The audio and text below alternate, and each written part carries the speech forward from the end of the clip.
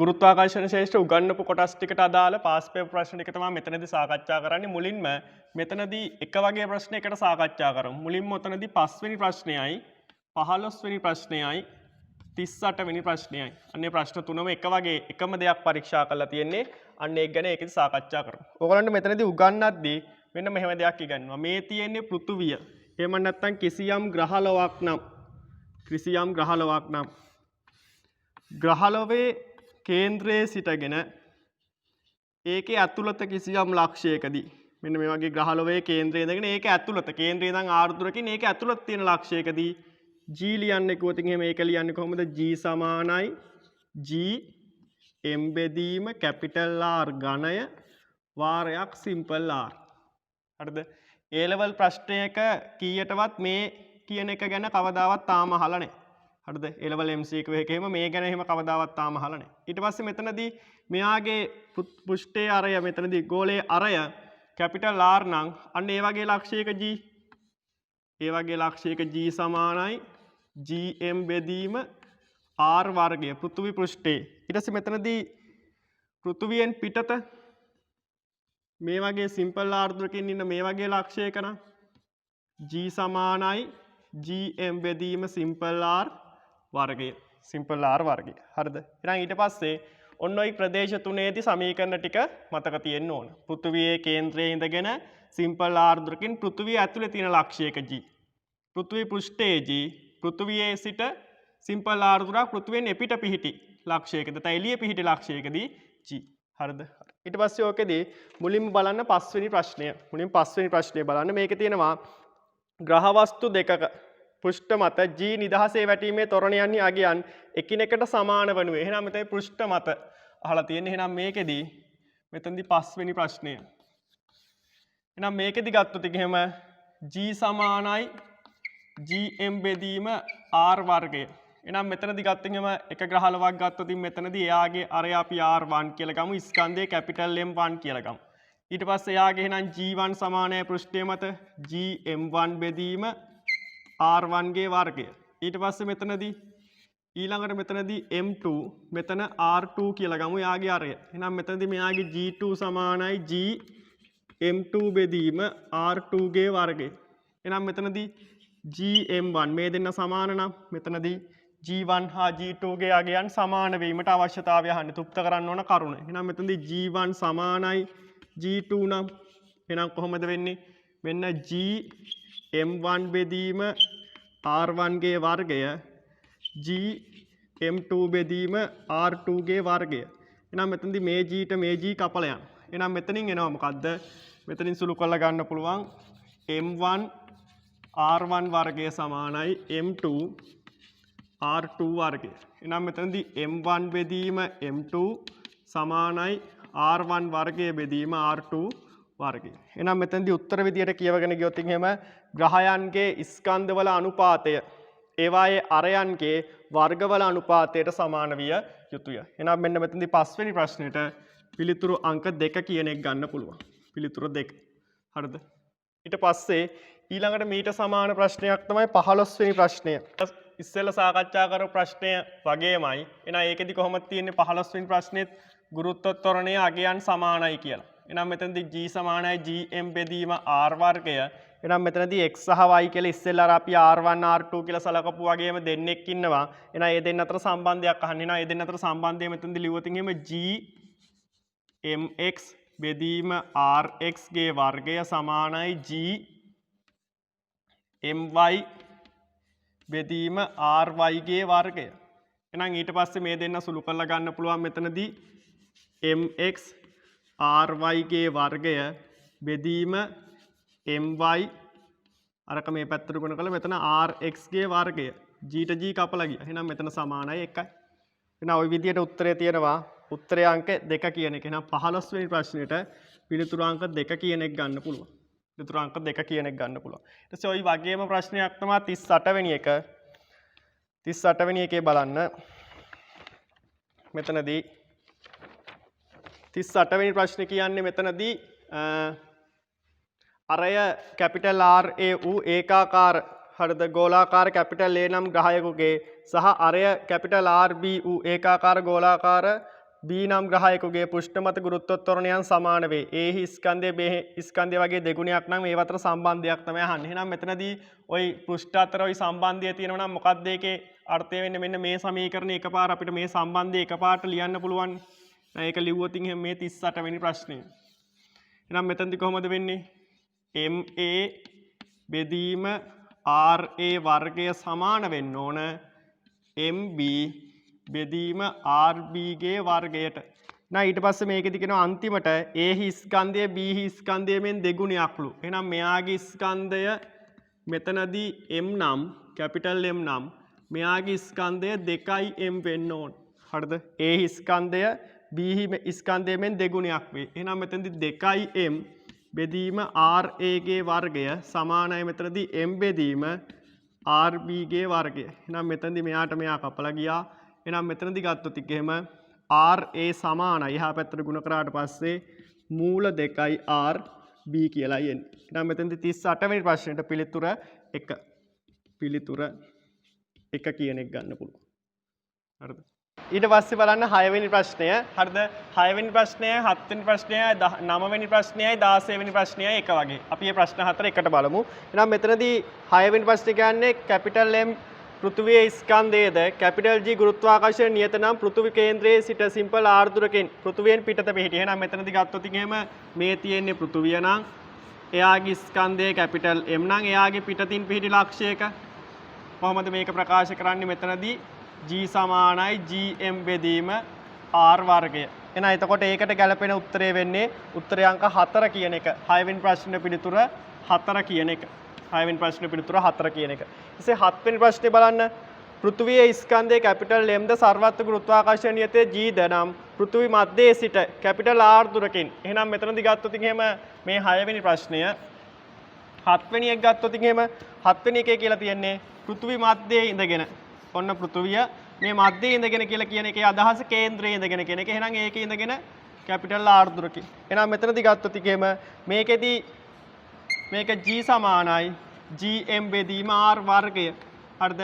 මෙතනදී අර සංකේතය වෙනස් විදියකට පාවිච්චි කළා. ඒක පෘථිවිය අරය විදියටම ගන්න ඕන නැහැ. හරිද? පෘථිවිය අරය විදියටම ගන්න ඕනේ නැහැ. එතකොට සමහර විට මේ කියපු වගය මෙතනදී කියන දුර ඉන්න තැනක වෙන්නත් පුළුවන්. සමහර විට පෘථිවි පෘෂ්ඨයේ වෙන්නත් පුළුවන්. හරිද? මේ කියන ලක්ෂයට දුර ඇත්තටම R වල අගය අනුව මේ ලක්ෂය වෙන්නත් පුළුවන්. මේ ලක්ෂය වෙන්නත් පුළුවන්. එතකොට ඒකට අදාළව පිළිතුරු අංක 2 කියන එක. 7 වෙනි ප්‍රශ්න පිළිතුර 2 කියන එක. ඊට 9 වෙනි ප්‍රශ්නේ බලන්න. 9 වෙනි ප්‍රශ්නේ තියෙන්නේ මේ තියෙන්නේ පෘථුවිය. මේ තියෙන්නේ පෘථුවිය. එහෙනම් පෘථුවියේ අරය කැපිටල් R. පෘථුවියේ අරය කැපිටල් R. ඒකේ පෘෂ්ඨයේ ඉඳගෙන කැපිටල් H උසක් උසින්. කොහොම? එහෙනම් මෙතන ඉඳන් මෙතන තියෙන මුළු උස වෙන්නේ. එහෙනම් මෙතන ඉඳන් මෙතන තියෙන මුළු උස වෙන්නේ කැපිටල් R ධන H. නම් සිම්පල් R සමාන වෙන්නේ එතනදී ওই විදිහට. එහෙනම් එතකොට එතන ගුරුත්වත්වරණය G කියලා ගත්තොත් ඉතින් මෙතන G සමාන වෙන්නේ GM බෙදීම මෙතනදී R ධන H ගේ වර්ගය. R වෙනුවට ලියවෙන්නේ අන්න ඒක. හරිද? එතකොට මෙතන 9 වෙනි ප්‍රශ්නෙට උත්තරේ විදිහට පිළිතුරු අංක 5 කියන එකයි එන්නේ. 9 වෙනි ප්‍රශ්නෙට 5. ඊට පස්සේ බලන්න 16 වෙනි එක. 16 වෙනි ප්‍රශ්නය. 16 වෙනි ප්‍රශ්නේ අහලා තියෙන්නේ ස්කන්ධය කැපිටල් M කැපිටල් R යනු පිළිවෙලින් අඟහරු ග්‍රහයාගේ ස්කන්ධය සහ අරය වන අතර G යනු සර්වත්‍ර ගුරුත්වාකර්ෂණ නියතය වේ. අඟහරුගේ පෘෂ්ඨය මත ගුරුත්වත්වරණය. එතකොට දැන් මේ කියපු විදිහටම ඒකෙදි 16 වෙනි ප්‍රශ්නේ උත්තරය අංක 3 කියන එකයි එන්නේ. 16 වෙනි ප්‍රශ්නෙට උත්තරය අංක 3 කියන එකයි එන්නේ. හරි. ඊට පස්සේ 8 වෙනි ප්‍රශ්නේ බලන්න.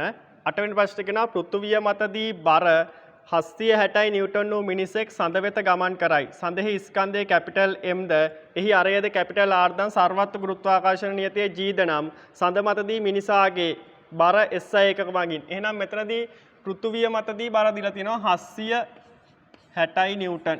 එහෙනම් මේ ගත්තොත් ඉතින් මේ 8 වෙනි ප්‍රශ්නය. එහෙනම් මෙතනදී පෘථුවිය මතදී GE කියලා ගත්තින් පෘථිවි පෘෂ්ඨය මැද්දේ ගුරුත්වත්වරණයේ අගය මෙතනදී අපිට ගන්න වෙනවා. ඒක අපි 10යි ms ඍණ 2 කියලා ගමු.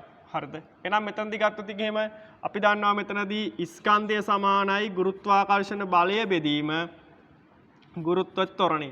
හරිද? එහෙනම් මෙතනදී මේ තියෙන බර කියන්නේ ගුරුත්වාකර්ෂණ බලය. එහෙනම් මෙතනදී m හොයා ගන්න පුළුවන් 760 බෙදීම 10. ඒ කියන්නේ m සමානයි 76 කිලෝග්‍රෑම් 76 කිලෝග්‍රෑම්. මේ තියෙන්නේ සඳ නම් එහෙනම් එයාගේ ස්කන්ධයයි අරයයි දීලා තියෙනවා. එහෙනම් එයාගේ ස්කන්ධයේ කැපිටල් M අරය කැපිටල් R කියලා. එහෙනම් අරය කැපිටල් R නම් එයාගේ පෘෂ්ඨයේ මැද්දේ ගුරුත්වාකර්ෂණය gm කියලා ගත්තොත් එහෙම ඒක සමාන වෙන්නේ g කැපිටල් M බෙදීම R වර්ගය. එහෙනම් මේක මතදී බර ඒක මතදී බර කියලා කියන්නේ mg m කියන එක. මේ මූන් කියන අර්ථයෙන් තමයි m දැම්මේ. එහෙනම් මෙතනදී ගත්තෙන් m කියන්නේ 76. මෙතනදී අපිට ඒකට සමාන අගය ලියන්න පුළුවන් gm බෙදීම r වර්ගය. r වර්ගය. එහෙනම් මෙතනදී 8 වෙනි ප්‍රශ්නෙට පිළිතුර 2 කියන එක. පිළිතුර 2 කියන එක. හරි. ඊට පස්සේ බලන්න 14 වෙනි ප්‍රශ්නය ස්කන්ධයේ කැපිටල් M හා අරය කැපිටල් R වන ඒකාකාර වෘත්තාකාර මුදුවක කේන්ද්‍රයේ ස්කන්ධයේ M වන අංශුවක් තබා ඇත. එහෙනම් මෙතනදී කැපිටල් M මගින් සිම්පල් M මේක තීරවලදී දිගන්නවා සංප්‍රයුක්ත බලය ශූන්‍යයි. එහෙනම් මේ වගේ වලල්ලක කේන්ද්‍රයේ තියලා තියෙන ස්කන්ධයක්. එහෙනම් මෙතනදී M. එහෙනම් මෙන්න මේ තියෙන වලල්ලේ ස්කන්ධ මේ කැලි ටික වෙන් කරගන්න. කොහොම කොටස් වලට ඔය විදිය පොඩි පොඩි කොටස් වලට වෙන් කරගන්න. එහෙනම් මෙතනදී ඔය විදියට අපි පොඩි පොඩි කැලි වලට මේක වෙන් කරගත්තොත් එහෙම මෙතනදී මොකද වෙන්නේ? මෙන්න මේ කොටස මගින් මෙහෙට ආකර්ෂණ බලයක් ඇති කරනවා. මේ පැත්තේ තියෙන කැලල මගින් මෙහෙට ආකර්ෂණ බලයක් ඇති කරනවා. මේ පැත්තේ තියෙන කොටස මගින් මෙහෙට ආකර්ෂණ බලයක් ඇති කරනවා. මේ පැත්තේ තියෙන කොටස මගින් මෙහෙට ඔය විදියට හැම පැත්තටම බලය ඇති වෙනවා. මෙයාගේ F සංප්‍රයුක්ත සමානයි බිඳුවයි. F සංප්‍රයුක්ත සමානයි බිඳුවයි. එහෙනම් එතකොට ගත්තෙන් එහෙනම් මෙතනදී මෙයාගේ පිළිතුර වෙන්නේ 1. පිළිතුර වෙන්නේ 1 කියන එක. එහෙනම් මෙතන 14 වෙනි ප්‍රශ්නෙට පිළිතුර 1. ඊට පස්සේ මේ බලන්නකො. මේ විදියෙන් වෘත්තයක් තියෙනවා. මෙතනදී ගත්තෙන් එහෙම මේ විදිය වෘත්තයක්. හරිද? මේ විදිය වෘත්තයක් තියෙනවා. මෙන්න මෙතනින් වලල්ලක් වගේ එකක් තියෙනවා. මෙතනින් ඩෙල්ටා කැපිටල් M ස්කන්ධයකට අදාළ කොටසක් ඉවත් කරලා තියෙනවා. ඩෙල්ටා කැපිටල් M ස්කන්ධයකට අදාළ කොටසක් ඉවත් කරලා තියෙනවා. එහෙනම් මෙතනදී ගත්තොත් එහෙම මෙතනදී සිම්පල් M ස්කන්ධයක් මෙතන තියෙනවා. එහෙනම් මේක කැලි වලට වෙන් කරන්න. මේ කැලි වලට වෙන් කරොත් මෙතන තියෙනවා ඔහොම කැලල. ඊට පස්සේ මෙතන තියෙනවා අරකටම සමාන හිතන්න ඩෙල්ටා M. ඒකටම ගැලපෙන විදිය කැලලක්. එහෙනම් ඊට පස්සේ මෙතන තියෙනවා පොඩි කොටසක්. මෙතන ඔහොම කැලි ටික තියෙනවා. ඔය විදියට. එහෙනම් මෙතනදී ගත්තෙන් මෙතනින් ආකර්ෂණ බලයක් ඇති වෙනවා. ඔහොම මෙහෙට බලයක් ඇති වෙනවා. මෙහෙට ඇති වෙනවා. මෙහෙට ඇති වෙනවා. මෙහෙට ඇති වෙනවා. මේ දිශාවට ඔහොම ওই විදියට හැම පැත්තටම බලය ඇති වෙනවා. කොහෙට විතරක් බලයක් ඇති වෙන්නේ නැද්ද? මෙන්න මේ උඩට විතරක් බලයක් ඇති වෙන්නේ. උඩට විතරක් බලයක් ඇති වෙන්නේ. ඒ කියන්නේ මෙන්න මේ බලය කපලා දාන්න බලයක් පිළියෙල වෙන්නේ. ඔන්න ඔය කොටු කරපු බලය කපලා දාන්න බලයක් පිළියෙල වෙන්නේ. අනිත් තියෙන හැම බලයක්ම කපන්න අනුරූප බලයක් ඉන්නවා. එහෙනම් මෙතනදී මෙයා මත සංප්‍රයුක්ත බලය F සංප්‍රයුක්ත සමානයි මෙයාගේ අපි අරය කැපිටල් R කියලා හිතමු. එහෙනම් කොහොමද වෙන්නේ? G delta M simple M බෙදීම R වර්ගය. අන්න එයා මත සංප්‍රයුක්ත බලය. එහෙනම් මේ වෘත්තයම ගෙනල්ලා මෙන්න මෙතන ඩෙල්ටා M කැලල පිරෙවුවා නම් මේ බලය ඉහළට ඇති වෙනවා. ඒ බලය ඉහළට ඇති වෙන. එතකොට සංප්‍රයුක්ත බලය ශුන්‍ය වෙනවා. මේ බලයත් කැපිලා ගිහිල්ලා. හරිද? හරි. අන්න එතකොට ඊට පස්සේ ඒ අමතර කරුණක් ඔබ මේ 14 වෙනි ප්‍රශ්නෙට උත්තරේ එන්නේ 1 කියන එක. හරිද? ඊට පස්සේ 17 වෙනි ප්‍රශ්නයයි 27 වෙනි ප්‍රශ්නයයි බලමු. මේකෙදි බලන්න 17 තියෙනවා පෘථිවි පෘෂ්ඨයේ මැද්දේ වස්තුවක බර 600යි නිව්ටන් වේ. පෘථිවි පෘෂ්ඨයට ඉහළින් පෘථිවි අරයක උසදී වස්තුවේ බර වනුවේ. එහෙනම් මේ තියෙන්නේ පෘථිවිය නම් මේ තියෙන්නේ යාගේ අරය නම් අරය R. එහෙනම් මෙන්න මේ ලක්ෂයේදී G මේ ලක්ෂයේදී G ගත්තොත් එහෙම මේ ලක්ෂයේදී G සමානයි gm බෙදීම R වර්ගය. ඊට පස්සේ යාගේ අරයට සමාන උසක් ඉහළදී. එහෙනම් මේ ලක්ෂයේදී කොහොමද වෙන්නේ? ඒක G ඩෑෂ් කියලා ගත්තොත් ඒක gm බෙදීම 2R ගේ වර්ගය. 2R ගේ වර්ගය. එහෙනම් මෙතනදී ගත්තොත් එහෙම මේ දෙන්න අතර සම්බන්ධය ගත්තොත් මෙතන 4ක් එනවා. එහෙනම් මේක සුළු කරලා බලන්න. මේ G ඩෑෂ් සුළු කරොත් G ඩෑෂ් සමානයි gm බෙදීම 4R වර්ගය. ඒ කියන්නේ මෙතනදී ගත්තොත් එහෙම G බෙදීම 4යි. G බෙදීම 4යි. එහෙනම් මෙතනදී බර කියන එක බලන්න. බර බර කියලා කියන්නේ mg.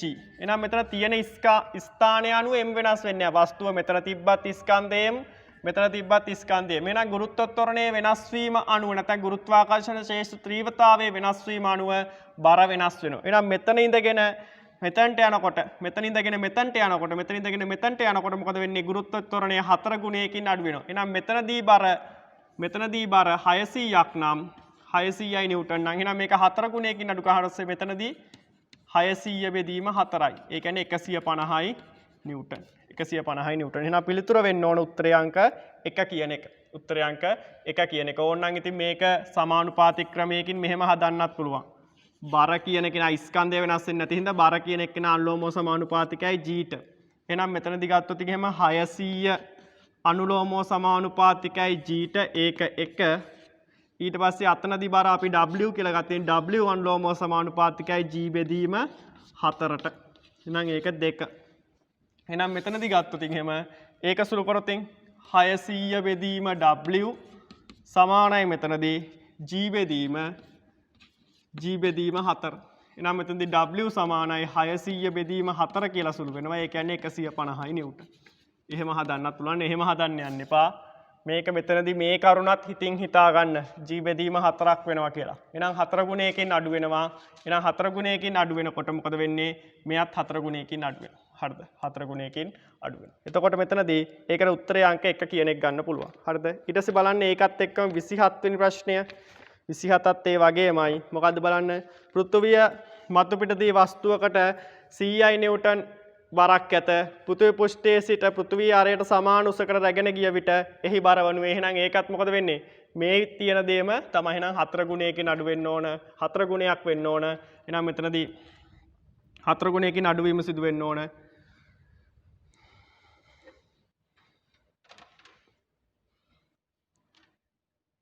ඊට පස්සේ බලන්න 27 වෙනි ප්‍රශ්නය. ඒකත් මේ ප්‍රශ්නයේ වගේමයි. මොකද්ද කියලා තියෙන්නේ? පෘථිවිය මතු පිටදී වස්තුවකට 100යි නිව්ටන් බරක් ඇත. එය පෘථිවි පෘෂ්ඨයේ සිට පෘථිවියේ අරයට සමාන වූ උසකට රැගෙන ගිය විට එහෙනම් මොකද වෙන්න ඕන? බර 4 ගුණයකින් අඩු වෙන්න ඕන. එහෙනම් මෙතනදී ගත්තොත් එහෙම පෘථිවි පෘෂ්ඨයේදී 100යි නිව්ටන් නම් එහෙනම් අදාළ පෘථිවි පෘෂ්ඨයේ ඉඳගෙන පෘථිවිය අරයට සමාන උසක් ඉහළට ගෙනිච්චට පස්සේ 100 බෙදීම 4යි නිව්ටන්. ඒ කියන්නේ 25යි නිව්ටන් වෙන්න ඕන. 25යි නිව්ටන්. එතකොට ඒකට අදාළ උත්තරේ පිළිතුරු අංක 2 කියන එක. ඒකට අදාළ උත්තරේ පිළිතුරු අංක 2 කියන එක. හරිද?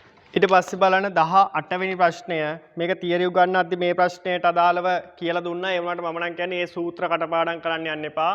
ඊට වඩා කටපාඩම් කරගන්න අත්‍යවශ්‍ය දේවල් තියෙනවා. ඒතකොට මේ වගේ එකක් කටපාඩම් කරගෙන ඉන්න එපා. අවශ්‍ය වුණාම හදලා ගන්න. එහෙනම් මෙතනදී ගත්තොත් එහෙම චන්ද්‍රයා මෙතනදී අරය कैपिटल R ओ पृष्ठीय मध्य गुरुत्वाकर्षण 3.0 गोलයක් के උපකල්පනය කර සර්වත්‍ර ගුරුත්වාකර්ෂණ නියතය g නම් චන්ද්‍රයාගේ මධ්‍යයන්න ඝනත්වය. එහෙනම් මෙතනදී ගත්තොත් මේ තියෙන්නේ චන්ද්‍රයා නම් එයාගේ ස්කන්ධය කැපිටල් M කියලා දීලා තිනවා. එහෙනම් මේකෙදී අරය දීලා තියෙනවා. අරය කැපිටල් R කියලා. අරය කැපිටල් R. එහෙනම් පෘථිවි මේ චන්ද්‍රයාගේ පෘෂ්ඨය මතදී ගුරුත්වාකර්ෂණය g' සමානයි gm බෙදීම කැපිටල් R ගේ වර්ගය. එහෙනම් මෙතනදී කැපිටල් M සමානයි මොකද්ද g' වර්ගය බෙදීම කැපිටල් G. එහෙනම් මෙතනදී ඝනත්වය සමානයි ස්කන්ධය බෙදීම පරිමාව 3න් 4යි 5 කැපිටල් R ඝනය. එහෙනම් මෙතන m ට ආදේශ කරන්න තියෙන්නේ g' වර්ගය බෙදීම කැපිටල් G බෙදීම මෙතනදී 3න් 4යි 5 R ඝනය. එහෙනම් මෙතනදී ගත්තොත් මේක සුළු කරන්න පුළුවන් 3යි g'. එහෙනම් මෙතනදී ගත්තොත් එහෙම 4යි 5g මෙතනදී r කියලා. හරිද? එහෙනම් එහෙම බැලුවොත් එහෙම උත්තරේ අංක 5 කියන එක ගන්න පුළුවන්. පිළිතුර 5. ඊට පස්සේ බලන්න 23 වෙනි ප්‍රශ්නය. අඟහරුගේ ස්කන්ධය පෘථිවියේ ස්කන්ධය මෙන් දශම 1 වේ. මෙතනදී අඟහරු සහ සූර්යයා අතර දුර මෙතනදී පෘථිවිය සහ සූර්යයා අතර දුර මෙන් 1.5ක් වේ. එහෙනම් මෙතනදී ගත්තොත් එහෙම දෙන්නෙක් ඉන්නවා. මේකෙදි ගත්තොත් එහෙම එකක් පෘථිවිය අනිත් එක අඟහරු. එහෙනම් මෙතනදී මේ දෙන්න අතර ගත්තොත් මෙයාගේ ස්කන්ධය m නම් අරයාගේ ස්කන්ධය 0.1m. ඊට පස්සේ මෙයාට අතර තියෙන දුර සිම්පල් r නම් මෙයාට තියෙන දුර 1.5r. එහෙනම් මෙතනදී මේ දෙකවල අතර බර. එහෙනම් මෙතනදී ගත්තොත් මේකෙදී මේ තියෙන්නේ සූර්යයා නම් ওই තියෙන සූර්යයා නම් එහෙනම් මෙතනදී මේ වගේ තැනක ඉන්නවා පෘථුවිය. ඔහොම. එහෙනම් මේ වගේ තැනක ඉන්නවා අඟහරු. ඔහොම. එහෙනම් මෙයාගේ ස්කන්ධය m නම් මෙයාගේ ස්කන්ධය 1.1යි. එහෙනම් මෙන්න මේ ඇතිවන ආකර්ෂණ බලය අහලා තියෙන මේක අපි ගමු මෙතනදී මේක F2 කියලා ගමු මේක F1 කියලා ගමු. එහෙනම් මේක ලිව්වොත් එහෙම කොහමද එන්නේ? අපෙන් අහන්නේ F1 බෙදීම F2 නේ. එහෙනම් මෙයාගේ ස්කන්ධය ms කියලා ගමු. ms. එහෙනම් මෙතනදී ගත්තොත් එහෙම මේකෙදි g ms බෙදීම මෙයාගේ ස්කන්ධය 0.1 m බෙදීම 1.5යි සිම්පල් r ගේ වර්ගය. නම් මේක බෙදීම GMS මෙතනදී ගත්තොත් එහෙම m බෙදීම r වර්ගය. නාර උඩ ලියවිලා තියෙන ඉංග්‍රීසි පද ඔක්කොම ටික කපලා යනවා. එහෙනම් මෙතනදී ගත්තොත් එහෙම මේකෙදි ගත්තොත් එහෙම ඉතුරු වෙන්නේ 0.1 බෙදීම 1.5 වර්ගය. 1.5 වර්ගය. හරිද? එහෙනම් මෙතනදී පිළිතුර 2 වෙනවා. පිළිතුර 2. ඊට පස්සේ බලන්න 24 වෙනි එක මෙතන තියෙනවා ස්කන්ධ තුනක ඒකලිත පද්ධතියක්. ඒකලිත කියලා කියන්නේ වෙන කාගේවත් බලපෑමක් ඇති වෙන්නේ නැහැ කියන එක. ඒ කියන්නේ මේගොල්ලෝ මත වෙන කාගෙන්වත් බලය ඇති වෙන්නේ නැහැ. හරිද? ඒකන කාගෙන්වත් බලය ඇති වෙන්නේ. ඒක ඒකලිත කියන වචනය පාඩමෙන් පාඩමට අවස්ථාවෙන් අවස්ථාවට විවිධ විදියට වෙනස් වෙනවා. දැන් මෙතනදී මෙහෙම හිතුවොත් එහෙම මේ කියන එක්කෙනා මේ ස්කන්ධය මේ දෙන්නගෙන් ඒකලිත කරන්න නම් මේ ස්කන්ධය මේ දෙන්නගෙන් ඒකලිත කරන්න නම් මෙයාව අනන්තයක් තරම් දුරට අරගෙන යන්න ඕන.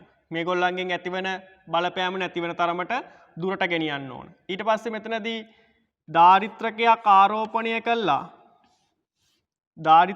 ආරෝපණය කළා ඒක ඒකලිත කරන්න ඕන වුණොත් එහෙම මෙතනින් ගලවලා දාලා මෙතනින් ගලවලා දැම්ම නම් ඇති.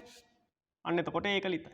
තේරුණාද? අන්න එතකොට ඒක පාඩමට අනුව කරන විදිය වෙනස් වෙනවා. හරිද? ඒකලිත කරනවා කියන එකේ අදහස අනිත් කට්ටියගෙන් තනි කරනවා කියන එක. වෙන කාගේවත් බලපෑමක් නැති වෙන තරමට වෙනස් කරගන්නවා වෙන් කරගන්නවා කියන එකට තමයි ඒකලිත කරනවා කියලා කියන්නේ. හරිද? ඊට පස්සේ මෙතනදී පද්ධතියක් රූපයේ පෙන්වා ඇත M1 හා M2 ස්කන්ධ දෙක රූපයේ දැක්වෙන පිහිටීම් වල තබාගත් විට ඒවායේ බලපෑම යටතේ M ස්කන්ධයේ නිශ්චලතාවය පවතී.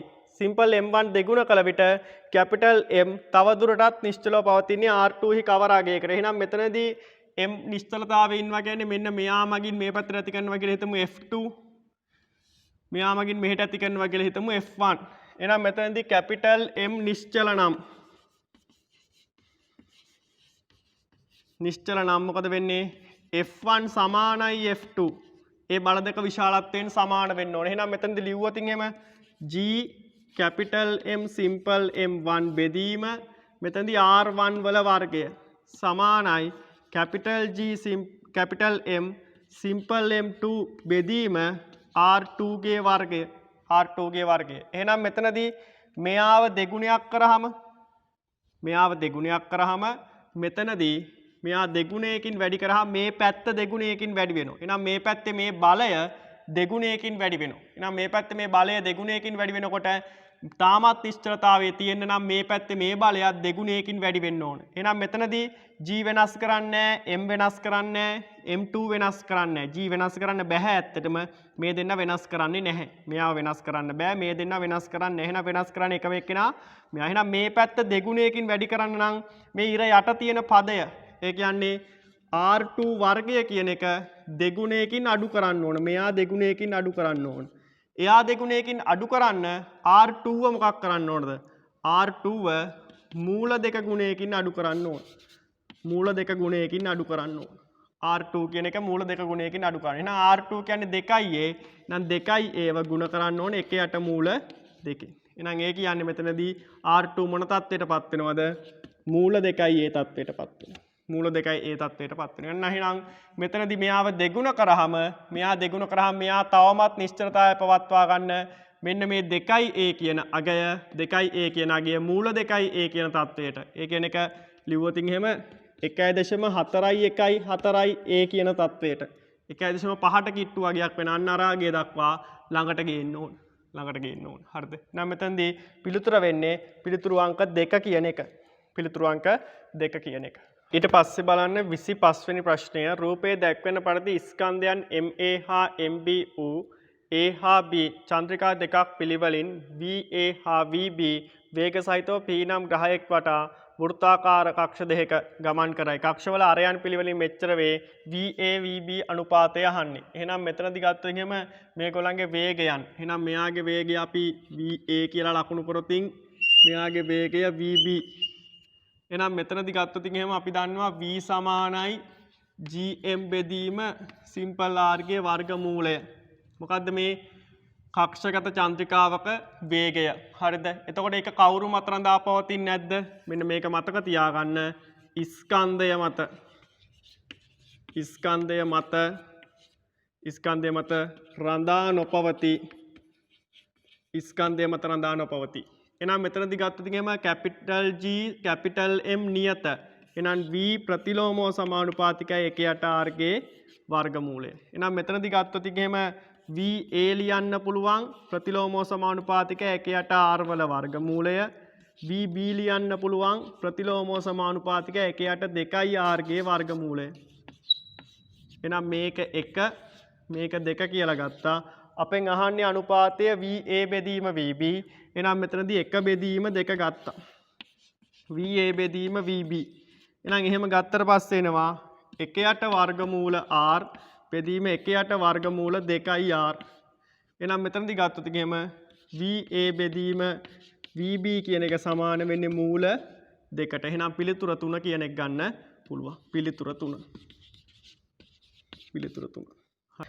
ඊට පස්සේ බලන්න 28 වෙනි ප්‍රශ්නය. 28 වෙනි ප්‍රශ්නේ මෙන්න මෙහෙම කියනවා. කැපිටල් A අනු දිග L සහ ස්කන්ධයේ කැපිටල් M වන ඒකාකාර ලෝහ දණ්ඩක. එහෙනම් මෙයාගේ දිග සිම්පල් L වෙච්ච කෙනෙක්. හරිද? ඊට පස්සේ ඊළඟට කියනවා මෙතනදී B සාදා ඇත්තේ ඒට සරව සම වූ වෙනත් දණ්ඩක්ගෙන අරේ R වෘත්තචාපයක් සාධන ආකාරය නවා ගැනීමෙනි. M ලක්ෂාකාරී. එහෙනම් මෙයාත් අර විදිය මේ කෙනෙක්. එහෙනම් මෙතන රූපසාහනේ දක්වලා තියෙනවා මේ කෑල්ලේ L බෙදීම 2යි. සිම්පල් L බෙදීම 2යි. එහෙනම් මේ කෑල්ලත් සිම්පල් L බෙදීම 2යි. අර විදියම දණ්ඩක් තමයි. तो දෙන්නගේම ස්කන්ධ කැපිටල් M බැගින්. හරිද? එහෙනම් මෙතනදී FA B මත ඇති කරන ගුරුත්වාකර්ෂණ බලය විශාලත FB මෙතන තියෙනවා M මගින් B මගින් ඇති කරන ගුරුත්වාකර්ෂණ බලය විශාලත. එහෙනම් මෙතනදී මෙන්න මේ අවස්ථාවට එනවා. මොකද්ද මේක? අර කියන දණ්ඩ සාධාරණ ගත්ත දණ්ඩේ ස්කන්ධයත් කැපිටල් M මේ චාපයේ ස්කන්ධයත් කැපිටල් M. එහෙනම් මෙතනදී මෙන්න මේ දණ්ඩ සාධාරණ ගත්ත මුළු ස්කන්ධය ලක්ෂීය ස්කන්ධයක් විදියට මෙන්න මෙතන තිබ්බොතින් ඒක ලක්ෂීය ස්කන්ධයක් බවට පත් කළා මුළු ස්කන්ධයම එක තැනකට ඒක රාශී කරලා ওই විදියට තියෙනවා. නෑ ඒ තියෙන අවස්ථාවේදී මෙයා මත ඇති කරන බලය කැපිටල් F කියලා ගත්තොතින් කැපිටල් F සමානයි මෙතනදී කැපිටල් F සමානයි capital G capital M simple M බෙදීම සිම්පල් R වර්ගය. හරිද? හරි. ඊට පස්සේ මෙන්න මේ අවස්ථාවට එනවා. මෙන්න මේ ආව. මේ දණ්ඩ මේ අරකට කලින් මේ අවස්ථාව සලකලිමු. මෙන්න මේකෙදී මේ දණ්ඩ මෙහෙම කොටස් වලට වෙන් කරගන්න. සමාන කොටස් වලට වෙන් කරගන්න. ඔය විදියට. හරිද? ඊට පස්සේ මෙතනදීත් ඔහොම. සමාන කෑලි වලට වෙන් කරගත්තා. හරිද? වෙන් කරගෙන එනම් මෙතනින් මේ එක්කෙනෙක් ඇති කරන බලය මේකෙදී F1 කියලා ගමු. F1. ඊට පස්සේ ගත්තොත් එහෙම මෙන්න මේ කෑල්ලෙනුත් ඇති කරන බලය ඒ විදිහටම F1. අයි දුරයි එතන තියෙන ස්කන්ධය අපි හිතමු ඩෙල්ටා M කියලා එක කෑල්ලක ස්කන්ධය. Delta M. එහෙනම් එතකොට ඒකත් F1. එහෙනම් මෙයා ඇන්දොතින් මෙයත් F1. ඊට පස්සේ මේකේ මෙහෙම එක්කෙනෙක් ඇන්දොතින් එයත් F1. මෙහෙම එක්කෙනෙක් ඇන්දොතින් එයත් F1. මේ අතර තියෙනවා බල විශාල සංඛ්‍යාවක්. එතකොට මෙතනදී මෙයත් F1 මෙයත් F1. ඒ හැම බලයක්ම විශාලත්වයෙන් සමානයි. නම් මෙතන සංප්‍රයුක්තය හොයන්න ගියොතින් සංප්‍රයුක්තය හොයන්න ගියොතින් මෙන්න මේ බල වලින් මොකද වෙන්නේ? මේ පැත්තට සංප්‍රයුක්තයක් එනවා. මේ ඉරට උඩින් ඉන්න බල ටිකෙන් මේ ටිකෙන් මේ පැත්තට සංප්‍රයුක්තයක් එනවා. එතකොට ඒ වගේ මේ පැත්තෙන් තිරස්වත් සංප්‍රයුක්තයක් එනවා. ඊට පස්සේ මෙතනදී මේ ටිකෙන් පල්ලෙහාට සංප්‍රයුක්තයක් එනවා. ඒන සංප්‍රයුක්තය මේ උඩට ආව සංප්‍රයුක්තයට සමාන වෙනවා. එහෙනම් ඒ බලයට මේ බල ටික කපලන. ඒ පැත්තේ සංප්‍රයුක්තයට මේ පැත්තේ සංප්‍රයුක්තය කපලන. ඊට පස්සේ මෙතන තිරස්ව කිසියම් බලයක් තියෙනවා. තිරස්ව තියෙනවා කිසියම් සංප්‍රයුක්ත බලයක්. ඒක තමයි මෙතනදී FB කියලා කියන්නේ. FB කියලා කියන්නේ අන්න ඒක. හරිද? ඊට පස්සේ මෙතනදී මේ දණ්ඩත් අර විදියටම කෑලි වලට වෙන් කරනවා. අර විදිහට කෑලි වලට වෙන් කරනවා. ඔහොම සමාන කෑලි වලට වෙන් කරනවා. එහෙනම් මෙතනදී මෙන්න මේ මැදම තියෙන කෑල්ල හින්දා මැදම තියෙන ඩෙල්ටා m කොටස හින්දා මෙයා මත බලයක් ඇති වෙනවා. ඒ බලය F1ට සමාන වෙනවා. ඇයි? ස්කන්ධයේ m ඩෙල්ටා m කෑල්ලක් හින්දා ඩෙල්ටා කැපිටල් M කෑල්ලක් හින්දා ඇති වෙන්නේ දුර r. ඊට පස්සේ මෙන්න මේ කෑල්ල L බෙදීම දෙක එහෙනම් මෙන්න මෙතනට යනකොට මෙතන ඉඳන් මෙතනට තියෙන දුර දැන් මේ බලන්න මේ ප්‍රශ්නේදී මේ තියෙන හැම කෑල්ලකින්ම මේ ස්කන්ධයට තිබ්බ දුර හැමෝගෙම r හැමෝටම r තිබ්බ දුර. දැන් මෙතනදී බලන්න මේ කෑල්ලේදී නම් මෙතන මේ කෑල්ලට තිබ්බ දුර නම් r. ඊට පස්සේ මොකද වෙන්නේ? මේ කෙළවරේම තියෙන කෑල්ලට තියෙන දුර ඒක නිකමට හෙව්වොතින් එහෙම ඕනනම් හොයන්න පුළුවන්. මේක L බෙදීම 2යිනේ. එහෙනම් මෙතනදී L බෙදීම 2 වර්ගය ධන r වර්ගයේ වර්ගමූලය r ට වඩා වැඩි අගයක්. එහෙනම් මෙතනදී ඒක මෙතන ලකුණු කොටින් ඒක F1 කියලා ලියන්න බෑ. ඒක F2 වගේ වෙන අගයක්. F2 වලගේ අඩු අගයක් F1 ට වඩා. දුර වැඩි. එහෙනම් මෙතනදී ඊට වඩා මෙතනදී මේක F2 කියලා ලියන්න බෑ. ඇයි? ඒ තියෙන දුර වෙනස්. එහෙනම් ඒක F3. මෙතනදී ගත්තොත් ඒක වෙනත් අගයක් ඒක F4. හරිද? එහෙනම් ඒ බල හැම එකක්ම මේ බලයට වඩා විශාලත්වයෙන් අඩුයි. එහෙනම් මෙතනදී මේ පැත්තටත් එහෙම. මේ පැත්තටත් ওই විදියට. F2 F3 F4 ওই විදියට ඇති වෙනවා. නෑ ওই විදියට බල ටික එන්නේ. හරිද? එහෙනම් මෙතනදී බලන්න මෙතන ලොකුම බලය F1 ඊට වඩා අනිත් බල ඔක්කොම ටික අඩුයි. එහෙනම් මෙතනදී සිරස්වයි තිරස්වයි විභේදනය කරාට පස්සේ මෙතනදී සිරස්ව සංරචක දෙකක් එනවා. මේ සංරචකයට මේක කපලා යනවා. මේගොල්ලන්ගේ තිරස් සංරචකය තමයි මෙතනදී FA කියලා කියන්නේ. එහෙනම් මේ දෙන්නගෙන් ගත්තොත් එහෙම මේ දෙන්නගෙන් මොකද වෙන්නේ? මේ බල පද්ධතියේ තියෙන බලවල විශාලත්ව අඩුයි. මේ පද්ධතියේ ඉන්න බලවල විශාලත්වය අර බල පද්ධතියේ ඉන්න උපරිම බලයට ඒ කියන්නේ F1ට සමානයි. එහෙනම් මෙතනදී ගත්තොත් එහෙම විශාලත්වයෙන් වැඩි බල ටිකක සංප්‍රයුක්තය. නිකන් ආනතිය නම් සාමාන්‍යයෙන් දෙන්නගෙම එක සර්ව සමව සමාන නැහැ. ආසන්න වශයෙන් එක වගේ. හරිද? එහෙනම් මෙතනදී ගත්තොත් එහෙම මෙතන විශාලත්වයෙන් වැඩි බල සෙට් එක එකම සමාන විශාලත්වයෙන් වැඩි එක සමාන බල සෙට් එකක සංප්‍රයුක්තය. මෙතනදී උපරිම බලය ඊට වඩා මෙතනදී අනිත් බල ටික අඩුයි. අතන තිබ්බ බලයේ මෙතන තිබ්බ උපරිම බලය අරක තියෙන එක බලයකට සමානයි. අනිත් බල ටික අඩුයි. එහෙනම් මෙතන ටිකක් විශාලත්වයෙන් අඩු බල සෙට් එකක සංප්‍රයුක්තය. එහෙනම් අපිට තීරණය කරන්න පුළුවන් FA කියන කෙනා අඩු අගයක් FB ට වඩා. FA කියන කෙනා අඩු අගයක් FB ට වඩා. එතකොට ඊට පස්සේ මේ බලන්න. දැන් මෙතනින් මෙන්න මෙයාද ලොකු කියන එක ප්‍රශ්නයක් මතුවෙනෝනේ. මේ දෙන්නගෙන් කවුද ලොකු කියන එක. නෑ මේ ප්‍රශ්නෙට උත්තරේ මේකයි. කොහොමද වෙන්නේ? මේ බලන්න. මේ M ස්කන්ධයේ මගින් නැතිවෙන බල වලින් කොටසක් කැපිලා ගියා. කොටසක් කැපිලා ගිහිල්ලා ඉතුරු වෙච්ච ටික තමයි මේ තියෙන්නේ. එහෙනම් මෙතනදී එහෙම කවුරුත් කැපුණේ නැහැ. එහෙනම් මෙයා තමයි ලොකුම එක්කෙනා. එහෙනම් FA ඊට වඩා වැඩි FB ඒ ඔක්කොටම වඩා වැඩි GMM බෙදීම R වර්ගය කියන එක. එහෙනම් මෙතනට අදාළව පිළිතුර විදියට පිළිතුරු අංක මේකෙදී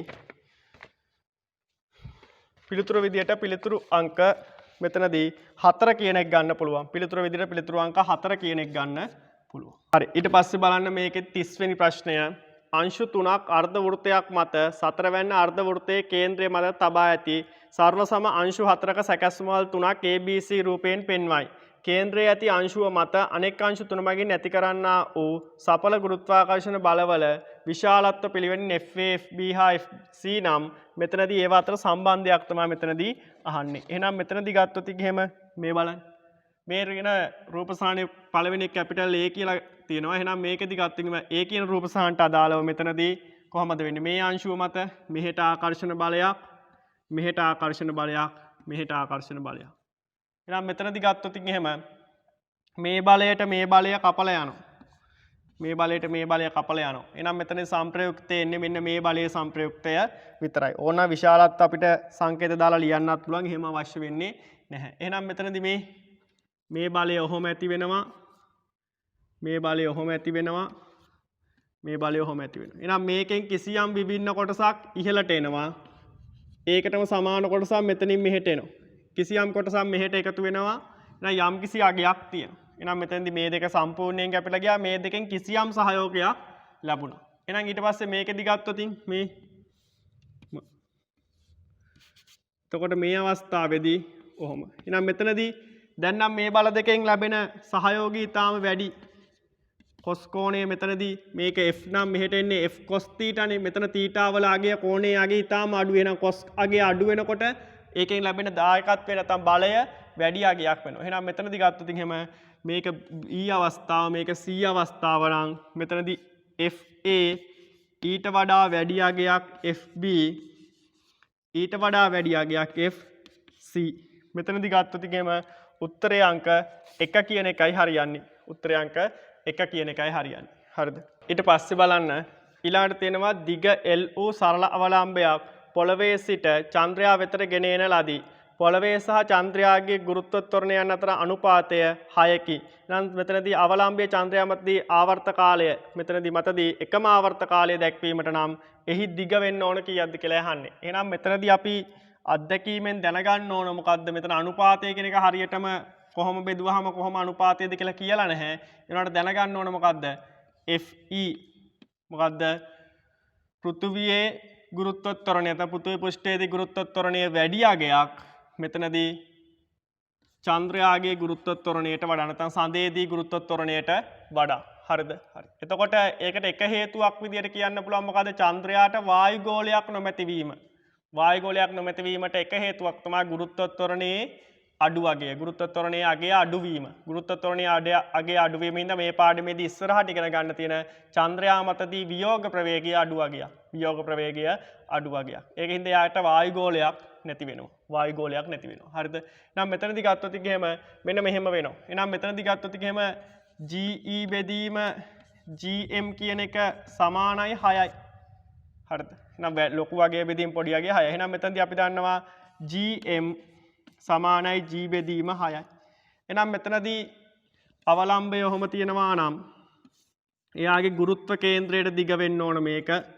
ගුරුත්ව කේන්ද්‍රයට දිග වෙන්න ඕන ඒක. ඒව ගැන සරල අවලම්බ ගැන සෑහෙන විස්තරයක් අවශ්‍ය නම් 2005 A level paper එකේ 11 වෙනි ප්‍රශ්නෙට දාලා තිබ්බ විවරණය බලන්න. 11 වෙනි ප්‍රශ්නෙට දාලා තිබ්බ විවරණය බලන්න. සරල අවලම්බ ගැන සෑහෙන අවබෝධයක් ලබා ගන්න පුළුවන්. එහෙනම් මෙතනදී ගත්තොත් ඉගෙම සමීකරණය මොකක්ද? T සමානයි 2 L බෙදීම G. මේවා ගැන සෑහෙන විස්තර කරා. මේකෙදී L වෙනස් වුණාම වෙන විදිය, G වෙනස් වුණාම වෙනස් වෙන විදිය, ඒ වගේ තැන්. හරිද? හරි. ඊට පස්සේ මෙතනදී ගත්තොත් ඉගෙම මේක එහෙනම් මේකෙදී මේ ආවර්ත කාලයම දක්වන්න. දැන් සඳ මතදී මේ තියෙන පෘථුවියේ අගය. එහෙනම් මෙතනදී සඳ මතදී T ඩෑෂ් කියලා ගත්තොත් එහෙනම් මේක 2 මෙතන ලියවෙන එක කොහොමද වෙන්නේ? කල්පනා කරලා බලන්න මෙතන ලියවෙන්නේ G බෙදීම 6. G බෙදීම 6.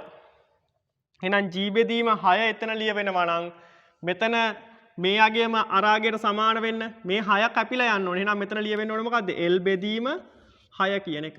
L බෙදීම 6 ආවා නම් එතන හරි. මේ යටපදය 6 ගුණයකින් අඩු වෙනකොට වෙනස් නොවි තියෙන්න නම් උඩ පදයට 6 ගුණයකින් අඩු වෙන්න ඕනේ.